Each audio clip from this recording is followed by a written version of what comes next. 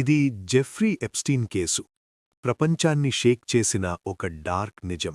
Jeffrey Epstein అనే American billionaire చిన్న అమ్మాయిలతో సెక్స్ ట్రాఫికింగ్ నెట్వర్క్ నడిపాడని ఆరోపణలతో 2019లో అరెస్టయ్యాడు. అంతకుముందే 2008లో కూడా అతను సెక్స్ క్రైమ్స్కి దోషిగా తేలాడు. కాని పెద్ద పవరున్నవాళ్ల వల్ల తక్కువ శిక్షతో బయటకు వచ్చాడు. 2019లో జైల్లో ఉండగానే ఎప్స్టీన్ మృతి చెందాడు. అధికారికంగా సూయిసైడ్ అన్నారు, కాని ఇప్పటికీ ప్రపంచం మొత్తం ప్రశ్నలు వేస్తూనే ఉంది. ఈ కేసులో ట్రంప్, ఈలాన్ మస్క్ లాంటి పెద్ద పెద్ద పేర్లు కూడా మీడియాలో వచ్చాయి. ఇంకా చాలా పవర్ఫుల్ పీపుల్తో ఎప్స్టీన్కి కనెక్షన్స్ ఉన్నాయనే వార్తలు బయటపడ్డాయి. కాని ఎవరిమీద డైరెక్ట్ ప్రూఫ్ ఉందో, ఎవరు ఇన్నోసెంటో ఇప్పటికీ క్లియర్ కాదు.